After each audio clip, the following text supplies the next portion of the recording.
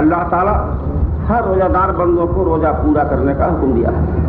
روزہ پورا نہیں ہو رہا ہے، اس لیے حکم آیا کہ روزہ پورا کرنے ہوگا. ثم اقیموا الصیام الی اللیل، پھر پورا کرو روزے کو رات تلک.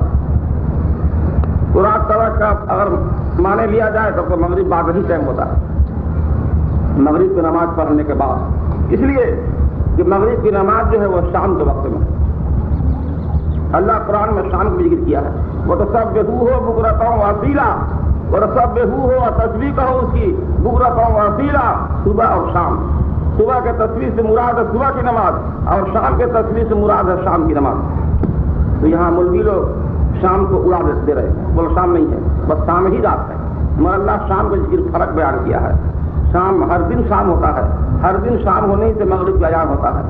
جب اذان ہو گیا حی علی الصلاۃ حی علی الفلاح، اذان میں کہہ دیا گیا آؤ طرف نماز کے، آؤ طرف فلاح کے. تو جب اذان ہو گیا تو نماز پڑھ لے نہیں ہوگا.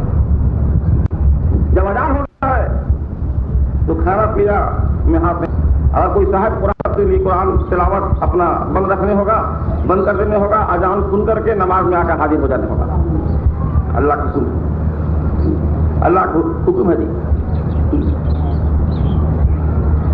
لوگ کہتے ہیں شام ہی رات ہے.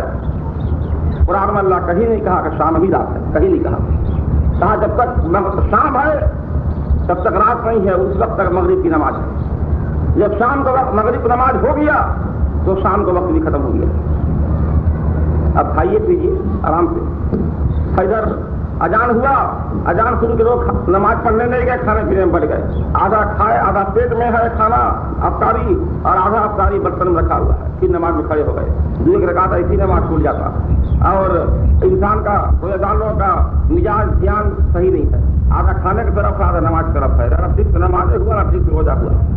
کوئی کام کیا جائے صحیح سے کیا جائے. اس لیے حضور کی بلا ہدایت طرف سے نہیں بلکہ قرآن کے آیت پاک کے ساتھ. ثم اقیموا الصیام الی اللیل، پھر پورا کرو روزے کو رات تلک.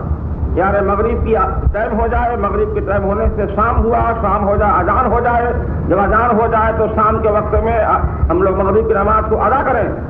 گھنگنی پھلوڑی کھانا، افطاری کھانا کوئی بڑا بات نہیں ہے. نماز پڑھنا ہی نماز پڑھنا. جب ادا ہو گیا تو نماز میں رکائے، سلام پھیرنا ہو جائے.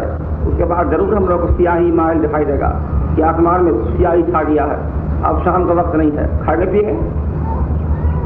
اب ثم اقیموا الصیام الی اللیل کو لوگ بات پر کوئی کہیں گے شام ہی رات ہے، کوئی دوپہر ہی رات ہے، کوئی کہیں گے فجر ہی رات ہے. تو حجت کرنا نہیں ہے، جھگڑا نہیں کرنا ہے. قرآن کو جو مانیں گے اس کا پھل پائے گا، نہیں مانیں گے اس کا پھل پائیں گے. ان کا عمل ان کے ساتھ ہے. اسے کوئی حجت نہیں ہے. قرآن کی آیت پاک ہے. قرآن کی آیت پاک اگر مسلمان ہوتے ہوئے بھی آیت پاک نہ مانے تو بہت افسوس کی بات ہے. یہی بات ہے، بہت افسوس لگتا ہے جب مسلمان ہو کر کے قرآن کی آیت پاک کو نہ مانے. اس میں بہت افسوس معلوم ہوتا ہے. ثم اقیموا الصیام الی اللیل میں اتنا پاور ہے، طاقت ہے کہ جو اس آیت پاک کو صحیح طریقہ سے مان لیں گے اور اس کی اطاعت کر لیں گے تو انشاءاللہ تعالیٰ اس آیت پاک میں وہ خوبی ہے کہ خدا اس آیت پاک کے برکت سے ان کے اول آپ کی تمام گناہوں کو معاف کر دے گا.